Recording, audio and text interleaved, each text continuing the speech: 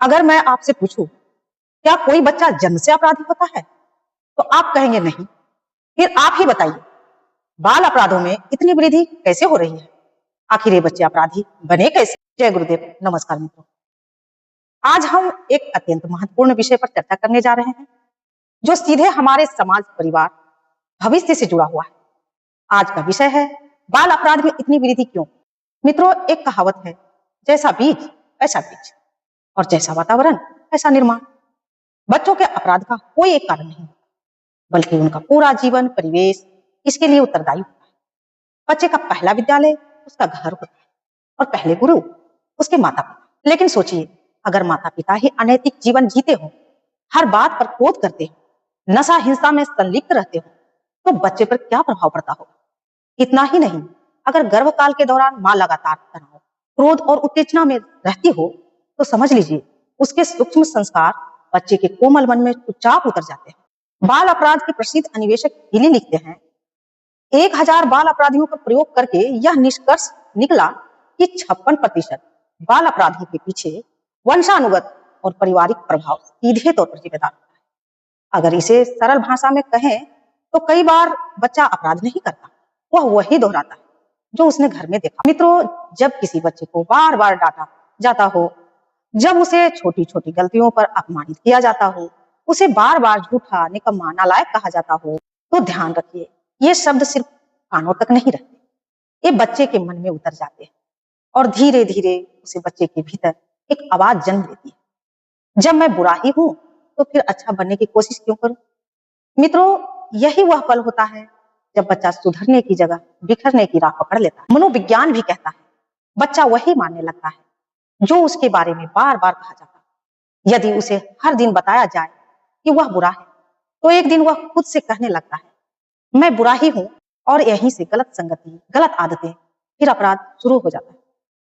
आइए अब हम जरा उस गलती की बात करें जो हम अनजाने में सबसे ज्यादा करते हैं। वर्तमान समय में हम दिन भर काम में डूबे रहते हैं। कमाने की दौड़ में हम एक बात भूल जाते हैं, बच्चों के साथ बैठकर 2 पल बात करना। क्योंकि जब माता पिता बच्चों की बातें नहीं सुनते, उसके डर, उसके सपने नहीं समझते, तो बच्चा धीरे धीरे अकेला महसूस करने लगता है। मित्रों, बच्चा मार्गदर्शन मांगता है, आदेश नहीं। जब उसे घर में दिशा नहीं मिलती, तो वह बाहर दिशा ढूंढने निकलता है, और दुर्भाग्य से बाहर मिलने वाली दिशा अक्सर गलत होती है। जैसे अगर किसी शहर में साइन बोर्ड न हो, तो आदमी गलत रास्ते पर ही चलता जाएगा। ठीक वैसे ही जब बच्चे के जीवन में माता पिता का समय, मार्गदर्शन न हो, तो बच्चा गलत दिशा में तेजी से बढ़ने लगता है। मित्रों, बच्चे तब नहीं बिगड़ते जब उसे सजा नहीं मिलती, बच्चे तब बिगड़ते हैं जब उन्हें समय नहीं मिलता। मित्रों, अब हम उस जहर की बात करेंगे जो बिना दिखाई दिए हमारे बच्चों के मन में उतर रहा है। सिनेमा, साहित्य और वर्तमान मीडिया, जहां गंदे दृश्य, हिंसा, अश्लीलता और अपराध को हीरो बनाकर दिखाया जाता है। ऐसे दृश्य जब बच्चा बार बार देखता है कि अपराध करने वाला ताकतवर है, लोकप्रिय है और अंत में जीत जाता है, तो उसके मन में एक खतरनाक धारणा बनती है कि अपराध करने से डर नहीं, शोहरत मिलती है।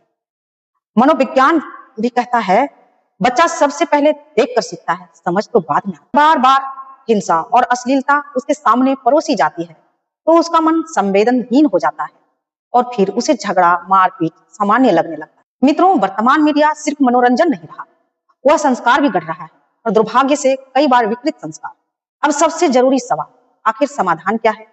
समाधान सजा में नहीं, समाधान समझ में। बच्चा सबसे पहले प्रेम विश्वास मांगता है, उपदेश पाता है। याद रखिए, जो बच्चा गलती करने से डरता है, वह सच छिपाने लगता है, और यही से समस्या शुरू होती है। मित्रों, आज का मीडिया चुपचाप बच्चों का शिक्षक बन बैठा है। अगर हम उसे नियंत्रित नहीं करेंगे, तो वह बच्चों को गलत पाठ पढ़ाएगा। मित्रों, बच्चे के सुधारने का रास्ता उसके दिल से होकर जाता है। अगर आज हम प्रेम से उसका हाथ पकड़ ले, तो कल वह समाज का उज्जवल दीपक बन सकता है। क्योंकि बच्चा बिगड़ा नहीं होता, वह भटका हुआ। तो आज का वीडियो आपको कैसा लगा, कमेंट बॉक्स में अपनी राय जरूर दें, और ऐसे ही प्रेरणादायक वीडियोस के लिए चैनल को सब्सक्राइब कर लें। आप सभी को धन्यवाद। जय माता।